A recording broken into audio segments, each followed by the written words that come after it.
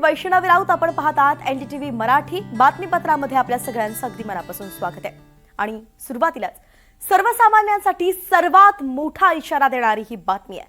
जगातले महासागर जागतिक तापमान वाढीमुळे अधिक उष्ण झाले आहेत. मात्र अटलांटिक महासागरामधला एक विशिष्ट भाग मात्र सतत थंडच होतोय. ग्रीनलँड आणि आईसलँडच्या दक्षिणेकडील समुद्रामध्ये हा एक मोठा भाग आहे आणि या विशिष्ट भागाला कोल्ड ब्लॉक किंवा वॉर्मिंग होल असं सुद्धा नाव देण्यात आलेलं आहे. 1900 पासूनच आतापर्यंत या भागाचं तापमान सुमारे 1 अंश सेल्सिअसनं घटलेलं आहे. अटलांटिक मेरिडिओनल ओव्हरटर्निंग सर्क्युलेशन म्हणजेच AMOC हे एका विशाल सागरी कन्व्हेयर बेल्ट प्रमाणे काम करतं, जे उष्ण कटिबंधातून गरम पाणी उत्तर गोलार्धात खेचतं, जिथे ते थंड होतं, खाली येतं आणि पुन्हा दक्षिणेकडे वाहतं. मात्र ग्लोबल वॉर्मिंगमुळे बर्फ वितळतोय.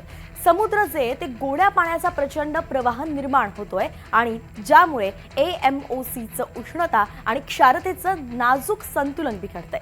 यामुळे ही प्रणाली कमकुवत होत असल्याचं आता दिसून येत आहे. काही शास्त्रज्ञांनी असा इशारा दिला आहे की AMOC एका निर्णायक टप्प्याकडे वाटचाल करत आहे, जो संभाव्यतः याच दशकाच्या सुरुवातीलाच येऊ शकतो आणि याचा अर्थ भविष्यात होणारा तिचा विनाश अटळ आहे, असं शास्त्रज्ञांनी म्हटलंय.